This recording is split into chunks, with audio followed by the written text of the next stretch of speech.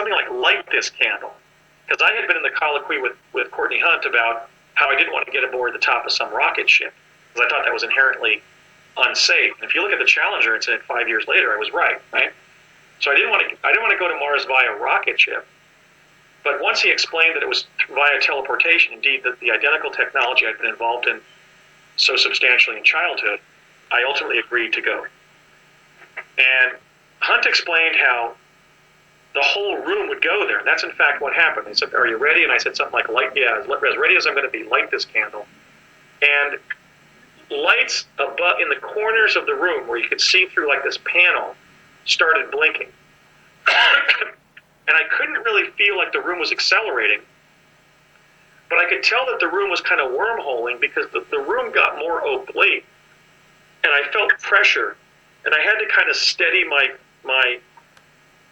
I had to steady myself as I was standing in the elevator because the corners of the elevator were kind of becoming more oblique, as if the elevator was literally a teleport where the room went with you somehow. Now, how that was done, I have no idea. I mean, I have some ideas how the teleportation worked that I was exposed to in childhood, but this involved literally entering an elevator-like device. Indeed, it was the elevator for the building that they then sent up to a few flights higher. They sent me up to about the 7th or 8th floor, and I teleported from that position in the building to the facility on Mars that Hunt had very briefly described. The doors opened up in that facility. What it was basically a big concrete bunker on Mars. I found myself 1 story below ground in like this utilitarian concrete bunker under Mars that was literally a secret U.S. defense base on Mars. It was a portion of it. I stepped out of the elevator, and as instructed, there was a concrete stairwell over on the right, a set of concrete steps. And I walked up the concrete steps on the right, and the steps reached a kind of a landing, almost like a baseball dugout.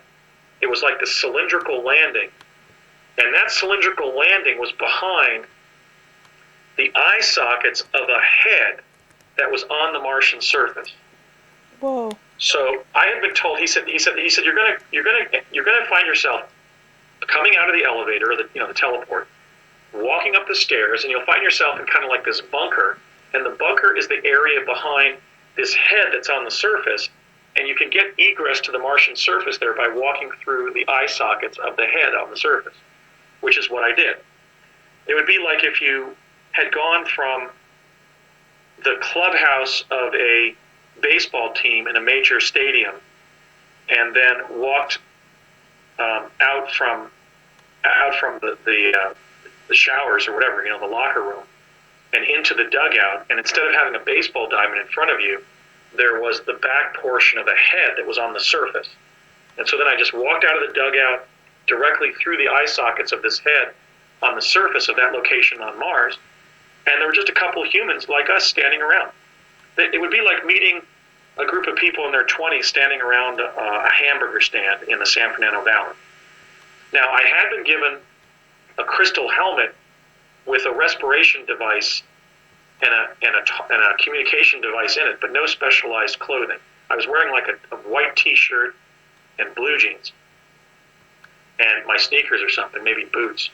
I don't even remember what was on my feet, but I didn't have any kind of specialized spacesuit on, but I did have a crystal helmet on.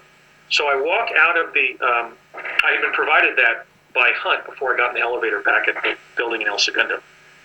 And so I step out, and there are these young people. They were a little bit older than me, but in 1981, I was 19.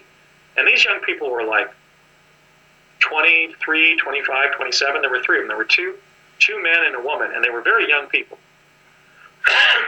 Presumably because I was arriving there as a 19-year-old. So this was a kind of an acclimation trip to teleporting to Mars. And I felt very odd. I mean, I felt strange to be on another celestial body. It was a very alienating, kind of weird, hallucinatory kind of experience. And they were standing around, and I was yelling, I guess, even though I forgot that my helmet had a communication device. And I was saying, can I take my helmet off? Because they didn't have any helmets on. And they said they were laughing and saying, yes, you can breathe without you can take your helmet off. Okay, so I took my helmet off, and I quickly breathed in, because I found the air on Mars hot and difficult to breathe. The best way I can describe it is if you combined the kind of labored breathing you can get in a smoggy city like Los Angeles at the end of a hot summer day with being at a high altitude. In other words, I could breathe, and I didn't start hyperventilating, but I felt like I was in an environment of diminished oxygen, and it was hot also. So I just stood there for about an hour, and I interacted with them a little bit, and I remember I felt kind of so threatened by being in a foreign planet that I wasn't crying, but my eyes were kind of cheering up, because it was just strange to think that I'm on Mars, you know? It wasn't some joyous experience of exploring Mars. But I just stood around that skull with several other humans, and these were humans. These were U.S. personnel. The guy even said to me, "So you're the guy Courtney mentioned," or something. You know, so they were just apparently sent there from wherever they were living on Mars because somebody was coming up to get acclimated to teleporting up there. And then I said, after about an hour and a half, I said, "Look, I'm going back." And I said, "You can if you want, or you can hang out some more." And they didn't stop me. I walked through the eyes of the skull, down the steps, and into the teleport. And I said something like, "Beam me back," or something, but then ultimately I was standing in the elevator for like 10 minutes. In fact, I walked a couple times in and out of it because the door wasn't closing. And I thought, oh shit, you know, Hunt has sent me up here, and I'm going to be up here forever, or up here for hours, or going to have to sleep here, or whatever. So because there had been times when I'd kind of been left behind in time-space when I was in Pegasus, these kind of emotions from childhood where I felt I had been double-crossed and I was going to be set up for a more stressful experience were kind of going through my mind. My thoughts were kind of racing. And so I just sat in the corner of the elevator, and then finally the door closed, and I teleported back to the building in El Segundo. And on the way home to Chatsworth, Hunt said to me in the car, I remember one thing he said, "Next time we send you up there, we want you to walk around the surface some more." And I said something like, "If there is a next time." Because I simply didn't want to go to another planet, okay? But I was trapped because I'd been trapped in the cult of intelligence since I was a kid. I couldn't go to the police or the FBI or my uncles or my mother or my counselors at school or my school principal or my teachers and say, "Look, I've been stuck in CIA activity since I was 6 years old, and now they're sending me to Mars." I mean, I had no out short of killing myself, which I didn't want to do. I mean, I was a happy, well-adjusted person.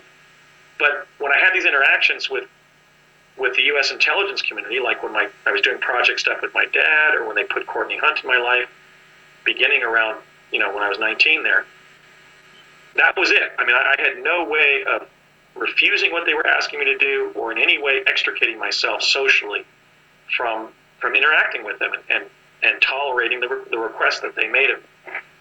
So I said, but nonetheless, being, sarcastic at that age, I said, "Yeah, if there is another time." He said, "Well, there's going to be another time, so I want you to deal with that emotionally. Obviously, it's stressful for anybody when you first start going up there. It's another planet, but you did well." Okay. So Hunt dropped me off at the corner of Mason and Devonshire, and I walked home to my family's house. The next time he drove me over there, he went in the elevator with me, and we both went up there together. And we walked out the skull again, but there was nobody there. And we roamed around the surface for, I'm saying 3 to 4 hours, but I always felt so pressured when I was up there that it could have been maybe like 2 hours, but it certainly felt like 4 to me. Okay, so we roamed around. The first thing I remember happening is, he said, "There's a guy living over here not far from here that I want to check in with." So we walked up to a house. The best way I can describe this house is if somebody made an adobe rock house outside of Tucson, Arizona, with indigenous rocks. It was like a rock and concrete adobe pastiche. And as we walked towards the front door of this tiny little house, now we could tell it was a house, not because it had windows. It didn't have windows, but it had a front door. This creature was sitting on the front lawn